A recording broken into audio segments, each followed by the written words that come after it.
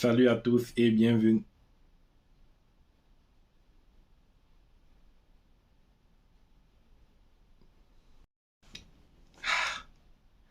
Salut à tous et bienvenue dans cette vidéo. Alors aujourd'hui, je suis très content de vous dire que au-delà et en dehors de la France, je vais également vous parler et je ferai maintenant des vidéos sur comment aller étudier au Canada.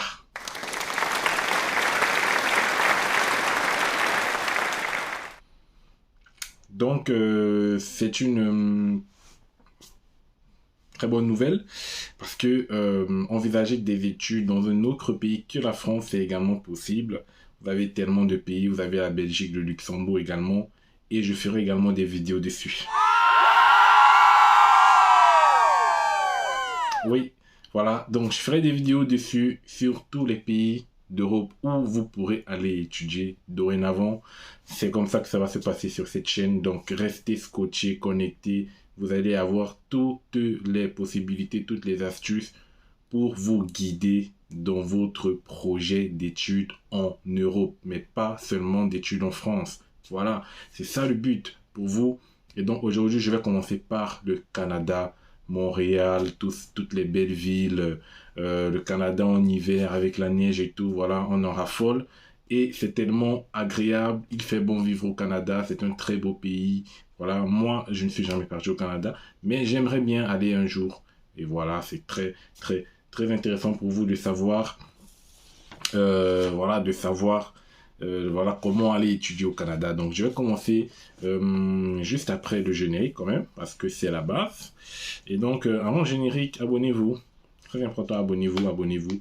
Laissez un pouce bleu, un commentaire et n'hésitez pas à mettre votre pays également en commentaire pour voir quel pays domine le plus. Voilà, petit jeu. On va voir quels pays me suivent le plus.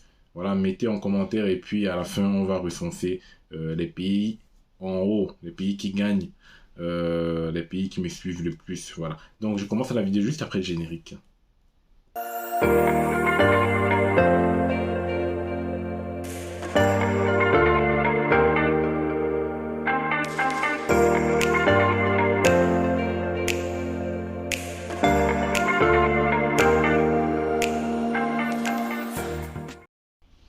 Et donc, je reviens pour vous parler des études au Canada pour cette première vidéo.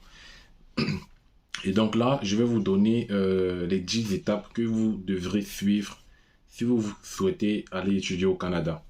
Voilà, ces 10 étapes seront indispensables pour vous et ça vous suivra tout au long de votre procédure d'études au Canada.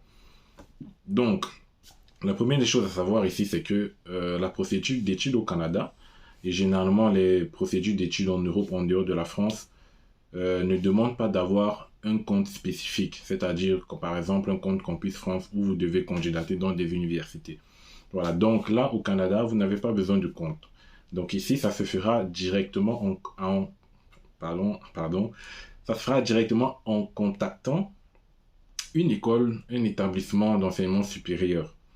Et donc vous allez communiquer durant toute la procédure avec cette école.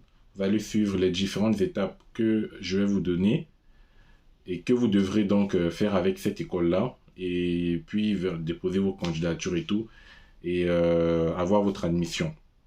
Voilà, et puis une fois que vous avez votre admission, il vous suffira de demander un permis d'études au consulat ou à l'ambassade du Canada dans votre pays. Voilà, donc ça c'est la première chose à savoir. Je voudrais rajouter un autre élément, mais bon, ça va me revenir certainement. Donc, je vais commencer donc par vous lister ces 10 éléments qui vont vous aider, voilà, pour aller étudier au Canada. Voilà, je voulais vous dire, je ferai dans une autre vidéo parce que c'est tellement vaste, il y a tellement beaucoup de choses à connaître sur les procédures d'études au Canada. Donc, je ferai une vidéo juste après celle-ci, pas forcément après celle-ci, mais en fait la prochaine qui viendra sur le Canada. Je ferai une vidéo sur comment aller étudier gratuitement au Canada. On va parler des bourses d'études, on va parler de tout ce qui vous permettra d'aller étudier gratuitement. Voilà, pour ça, ne vous inquiétez pas, parce que si vous n'avez pas de bourse, vous devrez débourser une grosse somme pour votre formation. Et donc, tout le monde n'a pas les moyens. Et c'est pour ça que je ferai cette vidéo-là. Voilà. Donc, je reviens pour vous parler de ces étapes-là. La première des choses déjà, pour aller étudier au Canada, c'est de choisir l'université. Voilà. Maintenant, vous allez vous dire comment je fais pour choisir mon université, où est-ce que je dois trouver l'université, comment faire pour trouver. Voilà, je sais que ce sont des questions tout à fait normales. Donc, dans la description, je vous ai mis la liste de 96 universités au Canada. Je pense que cette liste va vous aider à choisir une école qui propose votre formation. Donc n'hésitez pas déjà à aller regarder, à consulter le lien juste après la vidéo, bien évidemment, pour consulter ces établissements-là et choisir éventuellement ceux ou celles qui proposent votre formation. Donc vous avez bien évidemment la possibilité de choisir autant d'établissements que vous voulez. C'est juste que votre procédure se feront dans chaque établissement. Donc, si vous choisissez 3 universités, et donc vous aurez 3 procédures, 3 procédures à supporter. Voilà, si je peux dire comme ça. Et donc, chaque université, bien évidemment, a ses critères. Et donc, voilà, c'est un peu ça. Donc, une fois que vous avez choisi votre université, il vous faudra choisir la faculté. Quelle faculté, dans quelle faculté vous souhaitez étudier. Voilà, ça certainement, vous n'allez pas vous poser 1000 questions, vous connaissez déjà ce que vous voulez faire, donc ça c'est certain, c'est bloqué. Est-ce que vous voulez étudier en faculté de droit, faculté d'économie, faculté de santé, de médecine? Ça, c'est à vous de choisir. Voilà, donc pour ça, il n'y aura pas de souci. Une fois que vous avez choisi la faculté, la troisième des choses à faire, c'est de contacter l'université ou la faculté en question. Voilà, bien évidemment, il faut prendre contact avec l'université. Donc, une fois que vous êtes dans le site internet de l'université, vous avez les contacts. Vous n'hésitez pas à envoyer un mail, peu importe le mail que vous trouvez, même si c'est le mail qui ne concerne pas le responsable des admissions, vous envoyez le mail quand même. Et en fait, ce service-là va transférer votre mail aux services compétents, notamment les relations internationales. Donc, n'hésitez pas vraiment à envoyer le mail, peu importe le mail que vous trouvez. Si c'est un mail qui appartient à l'établissement, vous envoyez. Voilà, vous leur proposez déjà que vous souhaitez candidater et tout, ils vont vous donner la procédure à suivre. Donc si ça n'arrive pas dans le bon service, ils vont transférer le mail. Généralement, c'est ce qu'ils font. C'est ce qu'on fait généralement, que ce soit dans le monde du travail. Lorsque vous envoyez un mail, par exemple, pour candidater pour un emploi, vous allez recevoir, ils vont vous dire, voilà, votre mail a été transmis au service compétent et tout et tout. Voilà, c'est un peu ça. Et donc, pourquoi prendre contact avec l'établissement? Parce que vous devrez avoir une idée sur la disponibilité de la spécialité choisie. Donc vous devez demander si effectivement la spécialité que vous choisissez est encore disponible. Et bien évidemment des renseignements sur le coût des études. Voilà, vous demandez le coût de la formation. Voilà, donc ce sera ça l'objectif de contacter l'université ou la faculté. En quatrième lieu, vous aurez à vérifier les conditions d'admission. Une fois que l'établissement vous a envoyé les conditions d'admission, ou bien si les conditions d'admission sont déjà sur le site internet de l'établissement, vous vérifiez bien évidemment que vous respectez ces conditions-là. Parce que ça sera nécessaire pour vous, pour éventuellement avoir une admission. Voilà, ce sont des... pareil, de la même façon, à Campus France, vous devez respecter les conditions d'admission. Voilà, vous faites pareil ici. Et la 6e étape, ce sera de passer un concours ou un test d'entrée, voilà, si nécessaire. Donc, c'est pas obligatoire, c'est pas pour dire que dans toutes les universités que vous allez candidater, vous allez passer des tests. Mais vous pourrez rencontrer des universités qui vous demandent à passer un concours ou un test spécifique pour accéder à l'école. Voilà, donc vous pourrez être confronté à cela. La 7e étape... Bon, avant d'aller à la 7e étape, je pense que je vais revenir sur la 4e étape, vérifier les conditions d'admission. Donc, les conditions d'admission, vous aurez certains documents à fournir déjà pour candidater, un peu comme à Campus France. De quoi auriez-vous besoin pour candidater? Je vais vous lister très rapidement la liste des documents en même temps dont vous auriez besoin pour candidater dans l'établissement. Bien évidemment, chaque établissement, comme j'ai dit, ils ont des critères d'admission spécifiques, voilà, différents. Donc, vous pourrez avoir des établissements qui demandent d'autres documents par rapport à d'autres. Voilà, certains documents par rapport à d'autres. Donc là, c'est une liste non exhaustive. Donc, vous aurez besoin, bien évidemment, d'un CV, lettre de motivation, des photos. Vous aurez besoin d'une pièce d'identité ou d'un passeport. du formulaire de demande d'admission que vous aurez téléchargé sur le site internet ou que vous allez remplir en ligne, ça dépend. Vous aurez besoin de la lettre de confirmation d'engagement de la part du directeur de thèse, ça c'est pour ceux qui font le doctorat. Vous aurez besoin d'une lettre de recommandation. C'est fortement recommandé d'avoir une lettre de recommandation parce que ça appuie en fait votre candidature. Vous aurez besoin de vos diplômes, c'est-à-dire tout ce qui est à partir à partir de la seconde, première, terminale, baccalauréat, études supérieures, voilà. Vous aurez besoin d'un niveau de langue, c'est obligatoire. Là, il n'y a pas de questions à se poser. C'est pas comme sur Campus France ou dans certains pays, c'est pas obligatoire. Donc là, c'est vraiment obligatoire que ce soit en français ou en anglais. Donc si vous postulez pour des études en français, il vous sera demandé un test de langue obligatoire. Pareil pour si vous demandez des études en anglais, vous devrez passer un test d'études, faire un test de langue en anglais. Voilà.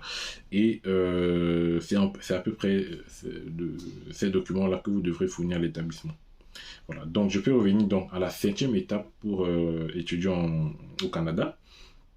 Il faudrait respecter les dates d'inscription. Voilà. Respecter les dates d'inscription, pourquoi? Parce que au Canada, vous avez 3 sessions de rentrée. Voilà, vous avez 3 dates de rentrée. C'est bien, ce qui est avantageux pour beaucoup d'étudiants. Parce que si vous avez raté une session, vous pourrez passer à la prochaine. Si vous avez raté la prochaine, vous pourrez passer encore à la prochaine. Donc, on peut dire que sur toute l'année, on peut s'inscrire. Donc, en gros, c'est ça que ça veut dire. Vous pouvez vous inscrire à tout moment. Et donc, les différentes dates de rentrée que vous avez la rentrée d'hiver. La rentrée d'hiver commence en janvier. Donc, vous pourrez commencer à postuler à partir de novembre, décembre pour une rentrée de janvier, par exemple. Voilà. Vous avez les rentrées d'été qui commencent au mois de mai. Donc, bien évidemment, vous pourrez postuler à partir de février, par exemple, pour une rentrée au mois de mai. Et vous avez enfin une rentrée d'automne qui commence en septembre. Voilà, ça, ce sont les rentrées normales que vous connaissez tous. Les rentrées de septembre, octobre, voilà. Donc, ce sont ces 3 dates de rentrée que vous avez. Donc, je vous dis cela parce que ça peut vous aider. En fonction de la date à laquelle vous regardez cette vidéo, vous pourrez donc savoir si vous pouvez postuler pour... vous pourrez savoir pour quelle rentrée vous postulez.